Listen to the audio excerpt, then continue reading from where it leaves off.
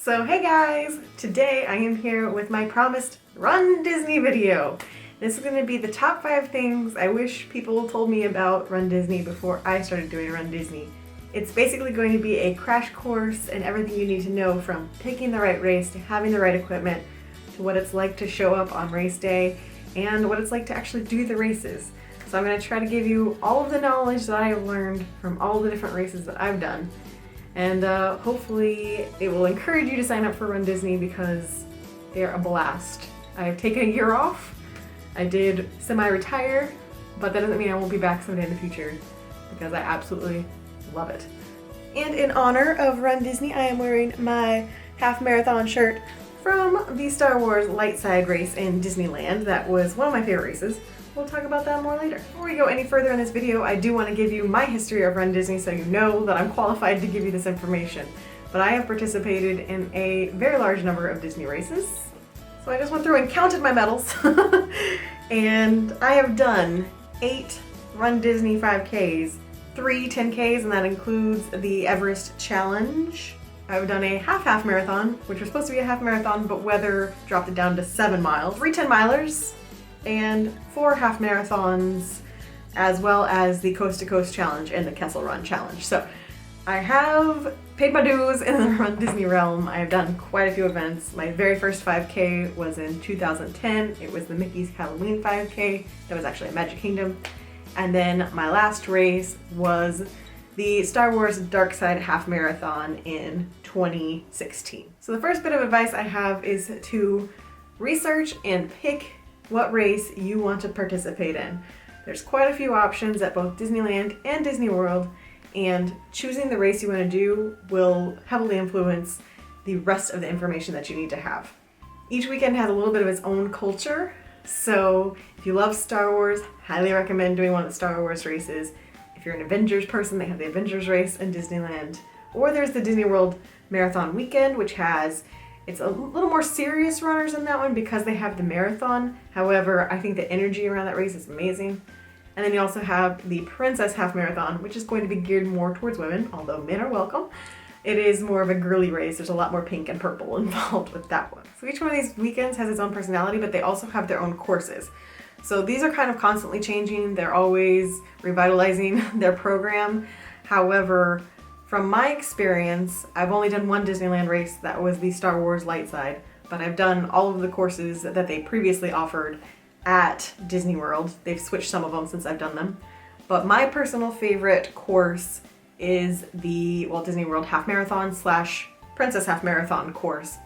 As of filming this, they are the same course, and they both start and end at Epcot. I've heard wonderful things about the new Dark Side Half Marathon and the Dark Side 10K course. However, when we did them, I was really not a fan of our course, but they've already fixed that. So when I first started, I set out a goal of doing a race in all 4 Disney parks. I ended up eventually accomplishing that, but if you have a similar goal, just look at the maps of previous races because they all touch a different park. So then the other question you need to decide is what distance you want to do. If you're just starting off, the 5Ks are a great option. If you want to challenge yourself a little bit more, there's 10Ks. If you're ready to go for it, there's the half marathon. And if you're really into running, there's the marathon, which I'm not a marathon runner. I'll tell you right now, I have 0 aspirations of doing the full marathon. I like my half marathon distance just fine. And then the next question is to decide whether or not you really want to challenge yourself, because they do have challenges on every single one of these races now where you can combine, usually it's the 10K and the half marathon back-to-back days, and you'll get a special challenge medal. I have yet to do that. However, I did complete the Coast to Coast Challenge and the Kessel Run Challenge. If you do a half marathon in both Disneyland and Disney World in the same calendar year, it has to be calendar year, then you will receive the Coast to Coast medal. My mom and I decided we wanted to do the Coast to Coast Challenge, so we signed up for the Disneyland Star Wars light side race, and we signed up for the Princess Half Marathon. And then they announced they were doing the Kessel Run Challenge, which meant if you did the Disneyland light side Star Wars race and the Disney World dark side Star Wars race, then you got a Kessel Run medal. So we were already signed up for the light side. We're like, well, I guess we better do it. So I love my Tower of Terror 10-miler medals, but these are my babies. This is my Coast to Coast, which was a pipe dream when I first started doing Rundisney when I was just doing 5Ks, but I got it. And this bad boy is the Kessel Run from 2016. So if you do want to do a race, you need to know about a year in advance. Registrations are happening 10 to 11 months before the actual races, which is crazy. And there's no deferment, so you need to know for sure that you want to do it. There's no refunds, so if you decide you can't do it a month before the race, you just ate that money. So keep that in mind. You need to be sure you want to do it. You need to know far in advance and be prepared to register because they do sell out. Alright, so I'm moving on to the second thing that I wish someone had told me, which is the proper way to train and the proper equipment that you need to do long distance races. So at this point, I'm not talking about the 5Ks, not really talking about the 10Ks, because those, you can pretty much wear whatever you want. You know, you're gonna be okay for 3 miles or 6 miles. It's when you get to the 10 milers or the half marathons that you really need to know this information. So if you're doing a 5K or 10K, my best advice for you is to plan out a costume, because at Disney, it's all about fun. So there's gonna be character stops, and pretty much everyone's gonna be in some sort of costume. So if you want to go all out for the 5Ks or 10Ks, go for it. It's a short distance. You can probably manage wearing a costume no matter how hot it is. My only thing is to make sure to follow whatever rules that Rundisney has in place, because those change frequently as well. So make sure you do research on the rules, but costumes are most definitely allowed. I want to put out a plug for the Galloway method of training. That is the only way that I was able to do a half marathon. So I'm gonna put a link to Galloway's website. He is pretty much the unofficial mascot of Rundisney at this point. They have him usually at the expos discussing his method, and for me personally, it's just the only way. I cannot run straight through. I could probably run through a straight mile. I don't think I could even run through a straight 5K. It just is a mental thing, not a physical thing for me, and I need a break. Galloway method gives you that break. It's a run-walk method, and that is what I've used to do my races. It's helped me recover faster and definitely increased my speed. My other big tips for pre-race training is to, obviously you have to get out and train. If you're gonna do a long distance race, you need to be training. You can just get there and do it, but you're gonna hate life, and you're definitely gonna hate life the next day. Make sure you have proper shoes. If you're wearing $50 cheapo sneakers, your feet are going to probably hate you when you're doing 13 miles. So I highly recommend going to a proper athletic shoe store and getting fitted for your right shoes. I ended up getting, I think I'm a 9.5. I normally wear an 8.5 in regular shoes, but I'm either a 9 or a 9.5 wide in sneakers. And it's very important because bad things can happen if your shoes are too tight. Runners know what I'm talking about right now. I'll put it this way, if you want to keep your toenails, I highly recommend making sure your shoes fit properly if you're doing long distance. The other thing I would say is if you're training, then you're finding out if your outfits work, what kind of outfits you like to wear while you run, what kind of nourishment your body needs when you run long distance, and also what kind of socks you need. So my first 10 miler was fine because I walked the majority of it. My next 2 10 milers I actually started running, and I ended up with a giant blister on my feet both times. And after that I did my research and ended up realizing I need toe socks when I run. So I think they're called a ninja. Not quite sure how to pronounce it, but they're the socks I use. They're little toe socks to keep my toes separated to prevent blisters. If I had been training properly for those 10 milers, I would have realized I needed those, but I didn't. So the 10 milers taught me I needed to get better shoes and better socks. Personally, I'm the type of person that likes to run on an empty stomach, so I just chug water for days before the races, making sure that I'm well hydrated before the races. I make sure to eat properly the few days before. I go down to just like bread, pasta, very simple foods. Just preparing my body so it's got plenty of carbs, but I'm not overeating. And then the day of, I don't eat anything before the race because I just get too nervous. I'm too anxious. I just drink water. And then I have energy snack shoes to eat along the course. But if you're training, you'll know what your body can handle, and highly recommend doing some research on what kind of snacks your body needs. One more tip I have for equipment for races, and these are very popular with Rundisney. They're called sparkle skirts. If you watch my daily videos, you've probably seen me talk about them before, but I will put a link to sparkle skirts either here or here depending on where I have space to do so. They are amazing. They're spandexy skirts, but they have these amazing shorts underneath that don't ride up. They're the perfect length. They have pockets on either side of your legs, plus a zip pocket. I like to run in tight shorts, but this puts a skirt over me, so I'm not worried about people like staring at my butt while I'm running. So sparkle skirts, sparkle skirts, sparkle skirts. So you've chosen your race, you've registered, you've trained, you've got the right equipment, and now it's time to actually travel to Florida or travel to Orlando and do your Run Disney race. So the first thing you'll do upon arriving to Orlando is you will go to the expo. At the expo, you'll pick up your race packet, your race bib. You'll get a lovely shirt like this one for free, and they'll give you whatever other goodies you need. Read the race packet and please, please read the directions that they tell you to take to get to the starting line, because the usual way you go to the theme parks might be closed in order to prepare for a race. So just make sure you read the directions on where you need to drive the next morning if you're not taking Disney transportation. When you get to the expo is a blast. They have photo backdrops and character meet and greets sometimes. They have tons of vendors. If you forgot anything at home as far as like energy drinks or snacks, or even if you forgot your shoes, they've got a New Balance store there. Sparkle Skirt is usually there. Raw Threads, which is my other favorite company that does Disney themed shirts for these events, they're always there. There's just everything you can think of. KT tape, everything. So it's just really fun to walk around, do some window shopping, browse around. They're usually very busy. It's packed with people, so just get used to that. I mean, you're a Disney fan, so you're probably already used to that. And then at the very back, usually they have the official merchandise. And if you have anything in mind that you desperately want, my advice is to get there as soon as you can. For weekends like the Walt Disney World Marathon, the expo will start usually I think on Wednesday because the first race is on Thursday.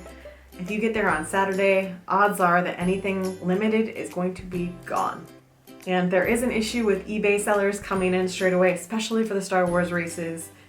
If you've been following me for a while, then you know that I was really upset during the Star Wars Dark Side Half Marathon because my mom and I got to the expo and the Kessel Run shirts were sold out. Now, there was only a limited number of people who were doing the Kessel Run. It wasn't like this mad dash to get Kessel Run shirts. However, it was the inaugural race, it had the Millennium Falcon on it, and so scalpers and or just random people bought the shirt and took it away from people like my mom and I who were actually doing the race. Good news on that is that Disney got the memo. I think there were a lot of us that were upset, and they did end up doing a second printing of the shirt, which you could buy online. So we did end up getting them. It was just months later. That's just my caution to the wise. If you want anything like car magnets or anything like that, sometimes they just don't print enough of them. So if you want something desperately, get there super early, as soon as you can. So once you have your race gear, once you're all set at the expo, then it's time to either A, have a last meal, especially if you're doing a long race, but mostly it's time to start relaxing and get ready to get some rest, because these races start really early in the morning. I think for the dark side, because the dark side started even earlier because of the time change, and they were trying to keep us in the dark as long as possible, which I appreciate. I think we had to be up at 2:30 in the morning. So my mom and I tried to go to bed around 8 or 9, and it's so hard. When you're amped to do a half marathon the next day, it is so hard to fall asleep. My advice is to try as hard as you can to get as much sleep as you can and take it easy the day before, because you've got plenty of exercise ahead of you. So the other thing I like to do the night before is to set out everything I have so that when I do get up at 2:30 in the morning and I'm hating life and wondering why in the world I signed up for this, that everything is already good to go. My bib, the little safety pins you need to attach your bib, your shirts, your snacks, your headphones, everything already sitting out, ready to go, so that in the morning when your brain's not processing, you can just get ready and go. Also, the weather for these events can vary greatly, as we have learned from, I know this past year, the half marathon and marathon were literally freezing. But I have done those races where they were 75 degrees. So Run Disney is definitely taking care of you as far as watching weather, making sure that the conditions are okay to survive. They might not be your ideal conditions, but they're gonna make sure everyone's safe. So just make sure you follow Run Disney. I would say follow them on Twitter, and they will keep updates going as far as any sort of inclement weather. But otherwise, be prepared. If it's gonna be a January race, you might need tank top and shorts. You might need full-on winter gear. So just keep your eye out. All right, so that brings us to number 4. It is race day. You are up, you had like 2 hours of sleep, and you are going to head off to the course. If you're staying on property, I can't really offer you suggestions there because I've never used Disney transportation to get to these races. I either lived in Orlando and drove myself, or my mom and I have stayed at a local hotel and commuted in. For the Disneyland race, it was a little different because we were staying at a hotel across the street and we were just able to walk to the starting line. But at Disney World, you will need to follow the directions that they give you. And in most cases, you're heading to Epcot because most of these races, if not all of them now, start and end at Epcot, which is fantastic. So drive into Epcot, they'll direct you to park just like normal. You'll go through a bag check, so be prepared for that. If you don't have any bags, they do have a no bag line, or at least they normally do. If you have a bag of stuff that you need to check, they do have a bag check area, and there's instructions for all of that in your packet. So you can drop off your stuff, and then you get in, and there's a pre-dance area. They'll have a DJ. He'll be entertaining you if you're there really early. And then there's a spot where you have to say goodbye to any loved ones that came to cheer you on. And you'll go through, and it's runners only. They'll check your bib. And once you get to that point, you'll most likely see the largest line of porta potties you've ever seen in your life. And yet there's still going to be a line for every single one. So yeah, you get the joy of using porta potties. So many porta potties. For the half marathons, you'll usually have a hike to get from that area to your actual corrals. You will be assigned a corral based on a time. So if you have submitted a time, if you were, I think it's 15-minute miles or less, you have to submit proof of time and they'll assign you a corral. If you don't have proof of time, then you'll most likely be in one of the last 2 corrals. So then you wait, and you wait, and you wait, and you're anxious, and you just want to go, but then you wait some more. My mom and I are moderately fast. We're not an early corral. We're usually a mid-run corral. So that's still, you're waiting for a while because the race starts, and then I think it's usually about 40 minutes before our corral would start. So you're so amped to go, and you're watching the fireworks go off for everybody else, and you're just like, I want to start. So that part is painful. The good news is that there's usually more porta potties there. So if you've been waiting for an hour and you drank all that water and you need to go again, there are usually porta potties there. So good tip. When you sign up for these races, they will tell you that there's a 16-minute mile requirement, and the way that is tracked is through volunteers, actually, that they're known as balloon ladies, and people are terrified of them. But it's these ladies that volunteer to do the races, and they have giant light-up balloons that they attach to themselves, and they wait, and they're the last people to cross the starting line. So the 16-minute mile pace is started with them, and they are required, well, I guess voluntarily required, to keep the 16-minute mile pace. So people are afraid of them because once the balloon ladies pass you, that's when you're in danger of being swept. If you're doing a 5K, don't worry about it. Just don't. Like, I'm sure there's maybe a few people that are swept on a 5K if you are crawling through the race. If you stop in every single point in Epcot and try to take pictures or every single character stop, maybe they'll sweep you. But if you're doing a 10K or half marathon, this is more for you. There are points where Run Disney people will come through and let you know that you have dropped below the pace. They'll usually give you a warning, so I hear, that you need to pick up the pace. But the balloon ladies are a visual reminder of this is the point where you need to be ahead of. You don't want to be behind them, because if you're behind them, you have a risk of being swept on a bus and taken back to the start without completing the race. So the race begins, you're off, you're avoiding those balloon ladies, they're way behind you, you're not going to worry about them, you're just going to keep your pace and take off. The main tips I have for the actual race are, if you are a slower runner, and I consider myself a slower runner, you're not going to be able to do photo stops, because by the time you get there, the lines are pretty long. So unless you are confident that you can pick up the pace and take off and maybe do a 10-minute mile if you have to, I would say just look at the photo stops from afar and wave at your favorite character as you go by, because unless you can really sprint, you're going to waste a considerable amount of time waiting for a photo. In fact, the only time I risked getting swept by balloon ladies, I stopped for a photo during the 10-miler because they had the grave diggers out. And put the picture here. It was worth it, but between that and a porta potty stop was the only time that I've seen the balloon ladies like right behind me. So I took off running and never saw them again. But if you're a fast runner, then by all means, take off, run, get in a line, take a photo with a character, and then take off running again. But I never risk it because I know I'm not fast enough to keep a pace ahead of the balloon ladies with that happening. Especially since I started doing the races with my mom, we have strategically planned a bathroom stop in the theme parks every race we've done. So if you don't want to have to use porta potties every single time, the theme park bathrooms are available. So when you know you're going to run through a theme park, highly recommend using those bathrooms because people don't realize they're open. There's usually not a line. You can get in and there's like obviously way more stalls than like the 3 porta potties they have set up on the course. So pro tip, use the actual theme park bathrooms. So the only other thing I think I have about the actual race, just be aware that you are going to hit bottlenecks and there are a lot of people in these races, so you're going to spend a lot of time zigzagging out of crowds. So if you think you can do a 12-minute mile just running straight, odds are that time is going to go up because you're going to spend time stuck behind people, can't get around them, dodging them, zigzagging back and forth. Whatever pace you do at home, you're probably not going to be able to maintain when you're surrounded by that many people at a Disney race. However, you're going to have a lot more fun because people are very encouraging, there's a lot of camaraderie, there's a lot of cheering with each other, there's crazy costumes running by you, so you won't go as fast, but you'll have way more fun. Alright, so that brings us to number 5, and it's, you did it! Now what? So at least, I think all the races now into Epcot, I might be wrong, but at least all the half marathons into Epcot. So you'll do a victory lap through Epcot right around Spaceship Earth, which is amazing because once you see Spaceship Earth, you know you're almost done. And then you will cross the finish line. There will be a bunch of people cheering for you. There's gonna be announcers.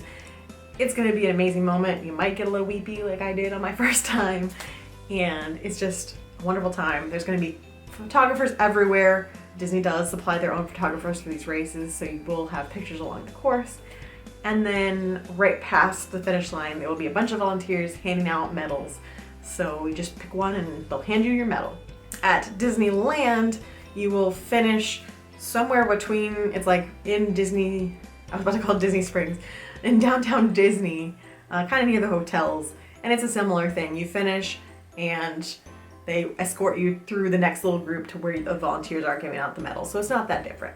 Once you have that medal, then the best thing is that they hand you a snack pack and a banana if you like bananas. I usually pass on them, but they have a snack pack that has delicious chips, sometimes some fake cheese, and the people in Florida love their fake cheese, let me tell you. Maybe some Oreos or a granola bar or something. It's amazing personally because I don't really eat before a race.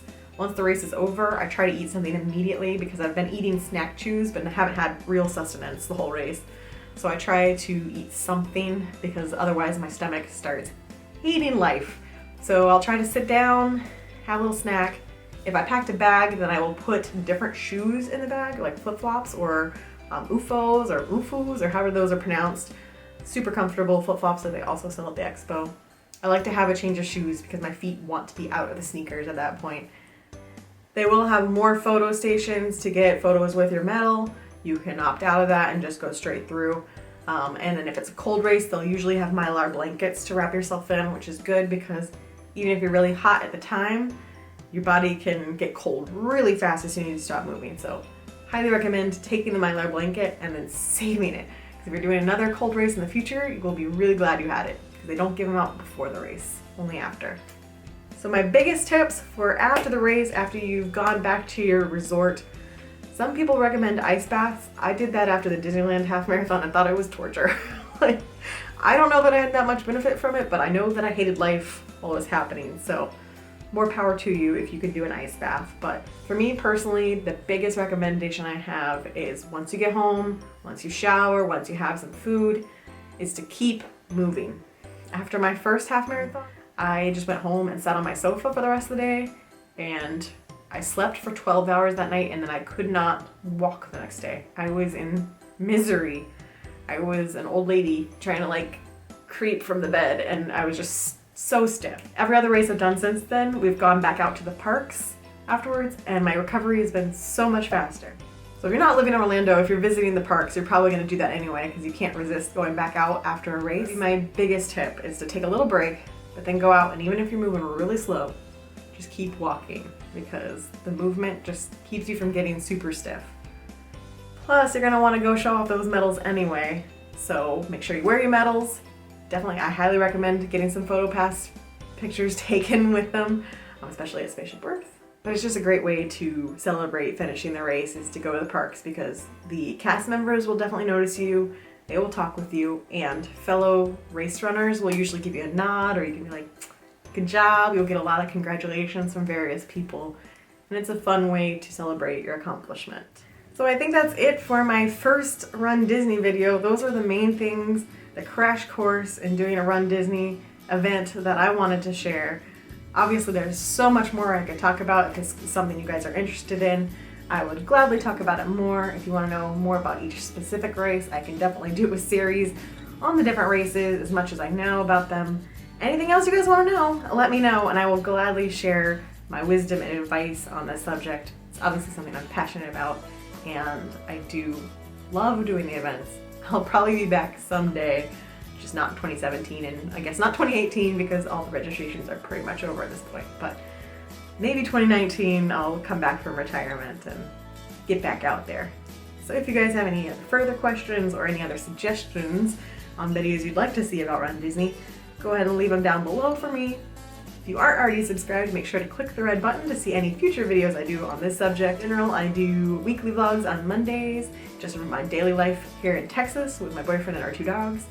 And then on Fridays, I usually release some sort of theme park content, usually Disney because that's where I go most often. So thanks for watching and I will see you guys again next week. Bye.